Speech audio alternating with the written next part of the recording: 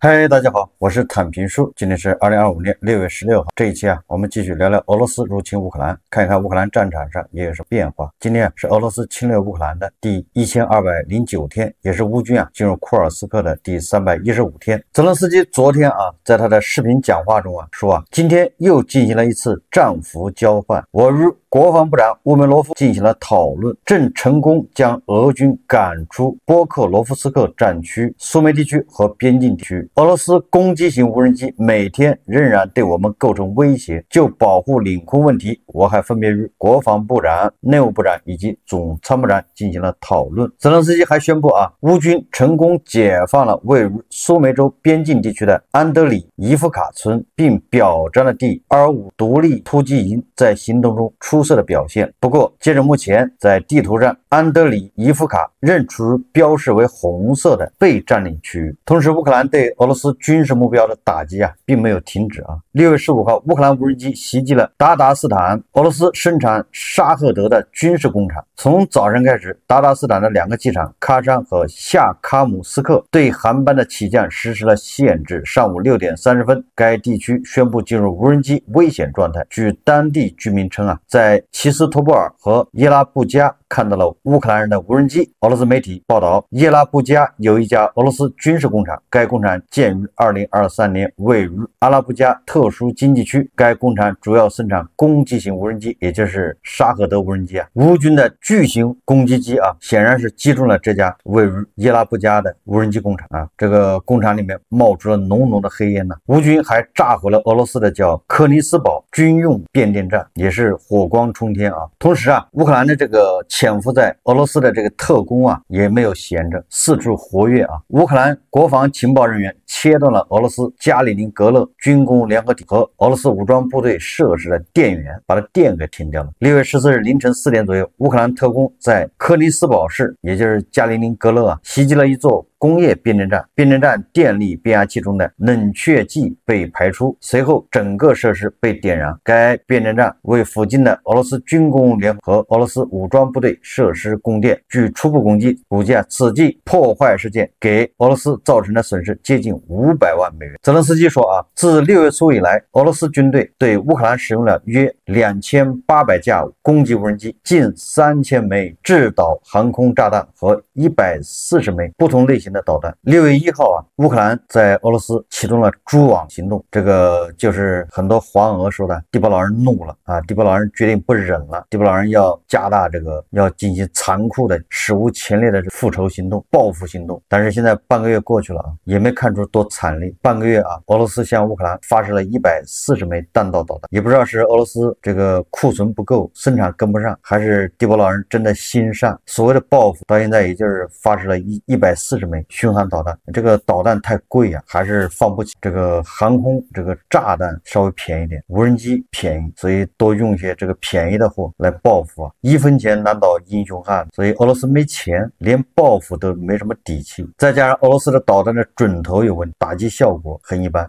总是炸着这个民用设施平民的目标。这个俄罗斯人呢还嫌乌克兰人揍得不够厉害，俄罗斯的空天军居然自己摔飞机玩，自己把自己的飞机打下来这个网上有视频，大家可以自己去看。这个俄罗斯的苏25战机居然把自己的僚机一发导弹入魂给打下来了。这个俄罗斯的空天军他执行任务特别紧张，因为基本上是有去无回在这种高度紧张下，很有可能把自己的这个队友给打下来。这种事情非常多屡见不鲜，不是什么稀奇事这个泽连斯基说俄罗斯人在苏梅地区的入侵已经被遏制，超过5万名俄军在这个前线作战。但是随着以色列和伊朗的开战特朗普的注意力会被转移到中东，武器供给武器供应也会相应的向以色列倾斜，显然对乌克兰不利就是美国已经将2万枚原本是要给乌克兰的防空导弹，专门打沙赫德的移交给了以色列，所以这个对乌克兰就相当不利。但是事情总是两面的特朗普不在乌克兰和欧洲这儿捣乱，这个说不定也是件好事因为毕竟特朗普是叫成事不足败事有余他一出手只是破坏大小的问题，就是它的破坏力啊，有时候啊，它比侵略者造成的损失更大。这个美国的陆军退役上将霍奇斯认为啊，他说乌克兰和以色列最近在对手领土上针对军事设施执行的突袭行动表明，乌克兰人搞的是叫蛛网行动，以色列人搞的叫狮子的力量，都是在别国领土上搞这个突袭啊。这个霍奇斯认为啊，是这两个国家都不再信任美国的一个标志。霍奇斯指出啊，他并不清楚以色列和伊朗之间大规模升级的确切后果，包括对乌克兰军事援助的影响，但他从这些事件中得出了3个结论。他说啊，首先，以色列人也不信任特朗普政府，因为我认为他们在行动发生前没有请求许可并通知特朗普政府，就像乌克兰人在蛛网行动前也没有这样做一样。我并不责怪以色列这样做，但这对美国不利。同时，我希望美国仍然会支持以色列并帮助他们完成任务。现在有机会摆脱伊朗的核潜力，还有机会摆脱其政权，因为他现在被削弱了，这是大多数波斯人所希望的。从以色列的打击行动中得到的另一个教训是，俄罗斯什么也没做，也没有帮助伊朗。俄罗斯再次表明他不是一个可靠的盟友。伊朗曾向俄罗斯提供军事援助，尽管目前尚不清楚德黑兰是否仍在这样做，以及援助的规模如何。当被问及是否认为美国有必要帮助乌克兰摆脱俄罗斯政权时，霍奇斯回答说，不幸的是本届政府不这么认为，他们已经明确表示他们不在乎乌克兰，而且他们也不在乎欧洲。关于美军撤出欧洲，这位前美国驻欧洲地面部队司令说不排除这种可能性，但不会在今年发生。这个判断我认为是的啊，这至少说明乌克兰和以色列他们是不信任特朗普，他们实际上是在利用特朗普。特朗普跟伊朗谈这个核问题，特朗普跟俄罗斯谈俄乌冲突问题，这个都让乌克兰和以色列感到这个没有安全，就是他们是当事人却不能参加这个谈判，这个谁受得了？所以他们只能自己积极的争取。同时这个以色列跟伊朗开打，谁最开心？当然是地保老人，普京梦里都笑醒了。目前普京的表现他跟特朗普打完电话，说他要参与这个要劝伊朗进行那个谈判。普京跟特朗普说他非常了解这个国家。特朗普居然说他欢迎普京参与这个美伊核谈判。表面上看普京在两边拉架，声称要和平解决缓和局势，实际上明眼人都能看出来，普京已经笑出了声巴不得以色列和伊朗很多大国人把大国俄罗斯、伊朗看作是天然的盟友。实际上俄罗斯和伊朗、俄罗斯和大国都是各有各的小心思你比如说俄罗斯和伊朗，那也是历史恩怨不断，双方历史问题非常。虽然2025年1月17号伊朗总统在莫斯科签署了俄伊全面战略伙伴关系条约，但这只是迫于美国压力的抱团取暖，而且这个所谓的全面战略伙伴关系核心条款是你不能帮助对手，也就是比如哪个国家要侵略打击伊朗，那你俄罗斯不能帮助这个国家。我觉得这个不叫什么战略合作伙伴呢，这简直是最低要求。为什么签了这么个协议呢？实际上伊朗对俄罗斯一直有很强的戒心，历史上两家也算是世仇这个沙俄和波斯之间也是打了好几仗，这个1804年到1813年，1826年到1828年，沙俄波斯战争2次战争都是沙俄获胜，双方分别签订了古利斯坦条约、土库曼恰伊条约。这个大国是最有发言权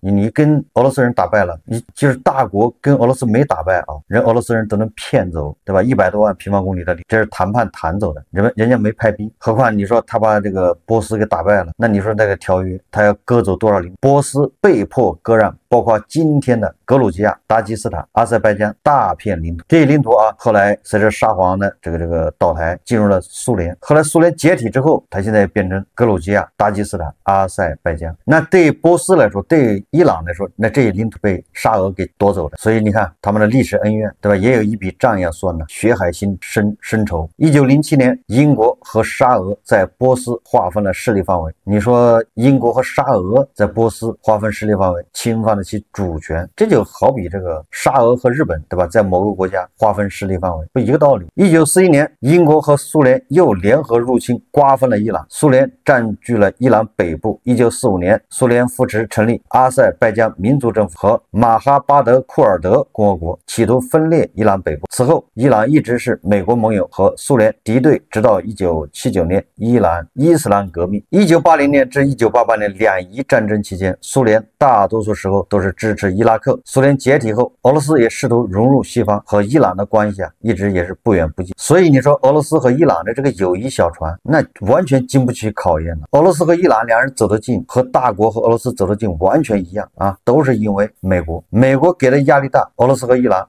两人就抱得紧一点。但是他们这个抱得紧都是暂时的，都是各自打着自己的小算盘。其实换位思考一下啊，大国人面对俄罗斯是非常能够理解这个伊朗人的这个感受。如果没有美国的压力俄罗斯和伊朗的共同利益非常小，因为他们俩都差不多，俄罗斯也是石油，伊朗也是石油。俄罗斯也就是买点伊朗的无人对吧山寨的导弹，那还是因为打乌克兰，他别的地方买不着。那伊朗买点俄罗斯的武器和粮食，所以双方的贸易额一年只有40亿美元。所以在油气这块，虽然表面有合作实际上它更多的是竞争对手。某些国家买了伊朗的，他就不能再买俄罗斯的油了，俄罗斯油就买的少了，俄罗斯的油买多了，他伊朗的油买少了。俄罗斯侵略乌克兰以后这个战打了3年半，普京连将乌军从顿涅茨克、卢甘斯克、扎波罗热和赫尔松地区赶出去，对吧？也完全占领这4个地方都没做到，反而还让乌军攻进了库尔斯克，这脸是丢大了。现在正在双方僵持不下的时候，现在好了，伊朗和以色列如果大打出手，俄罗斯在乌克兰的压力就小很多所以说普京做梦都笑醒。美国把原本援助乌克兰的武器都送到以色列去。我想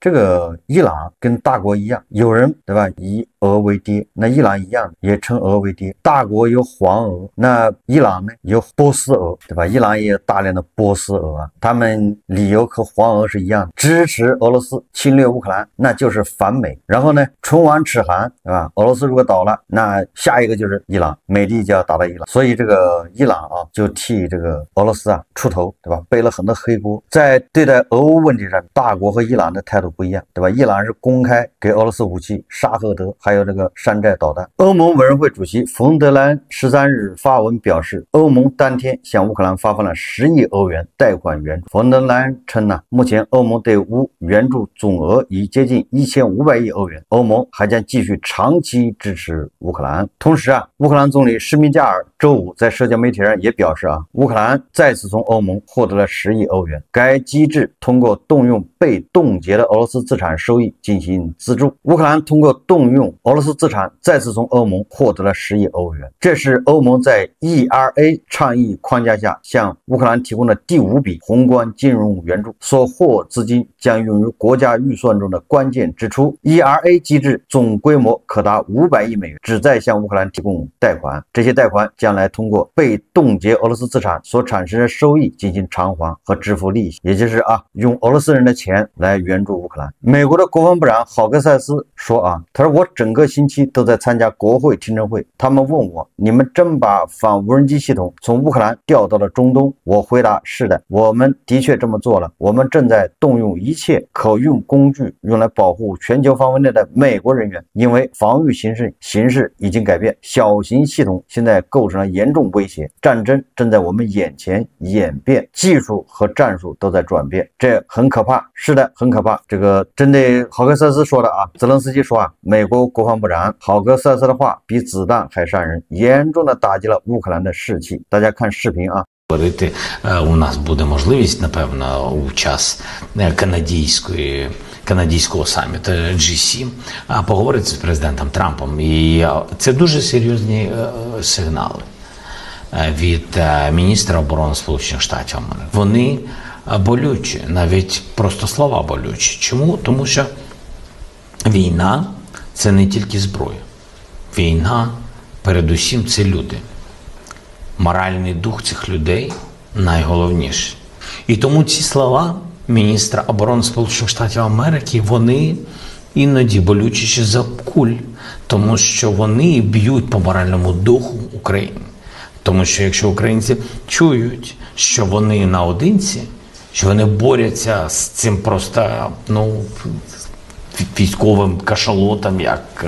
русським. 由于美国的态度发生了变化所以很多人呢现在都担心乌克兰会失败。但是从整个战略层面来看俄罗斯是必败无疑，双方现在只不过是战略相持阶段，对吧？你比如说第一个就比如外交，虽然特朗普一再包庇纵容普京，两人眉来眼去，但是从目前来看，欧洲基本上也能填补就美国这个停止援助之后的这个空缺。而且泽连斯基的这个外交能力啊，现在也是日益见长啊。也就是特朗普想找泽连斯基的麻烦也不太容易。内塔尼亚胡、普京先后啊都祝贺了这个特朗普的生日，不知道泽连斯基有没有打电话祝贺一下特朗普生日快乐？不要小看这个事啊，这特朗普他就好面子，他就要这东西，对吧？要再次感谢一下美国的美国的支持啊。虽然美国现在没什么支持啊，这是礼节啊，这是礼数。第二个是武器生产啊，乌克兰本身就是武器生产大国，原苏联主要的武器的生产国，对吧？有些国家很多武器生产这个技术都来自于乌克兰，甚至很多国家啊，有的国家这个目前这个武器研发还有很多乌克兰专家呀，有些国家在四处的盖着什么乌克兰小镇呢，就至少说明乌克兰人军事技术这块还是很过硬的。目前欧洲出钱让乌克兰生产，你比如德国、挪威、丹麦，对吧？都是给钱给乌克兰自己生产，完了他们还从乌克兰采购武器，这个不是给乌克兰输血，这是帮乌克兰造血。乌克兰生产的成本比欧洲生产的成本低得多。钱从哪儿来呢？刚才也说了啊，俄罗斯被冻结的资金是欧洲给乌克兰援助的基本保证，对吧？这3000亿美元每年、每个月、每天都在产生利息，这个钱用来支持乌克兰，这是资金保障啊。虽然不够，那剩下的欧洲这些国家、北约很多国家在援助，完全够乌克兰用。第四个就是群众基础啊，乌克兰的这个人的民调啊，25%的人认为不能出让土地换回和平，就是一大半人，52%人是不同意领土换和平，对吧？这就是泽连斯基，对吧？反抗俄罗斯侵略的底气啊。你反过来看俄罗斯啊，目前首先俄罗斯这个战争啊是非正义的，到目前为止啊，全世界没有一个国家，就包括特朗普，没有一个人敢光明正大的援助俄罗斯。刚才说了伊朗给乌克兰给俄罗斯援助这个沙赫德，但是他不承认呢，到现在他也不承认的，对吧？当然了，这个朝鲜除外啊，朝鲜派兵进入俄罗斯啊，在库尔斯克作战，这是唯一的一个奇葩。再看俄罗斯国内的经济，对吧？现在已经叫失调，虽然还没到混乱的地步啊，但现在确实失调，按下葫芦起了瓢，不是缺鸡蛋就是缺黄油，鸡蛋黄油搞定了，才就缺土豆，物价飞涨，对吧？通货膨胀，石油收入、油气收入大幅下降。乌克兰还不断的打击这个俄罗斯人的这个油田、这个炼油设施和储油设施，美西方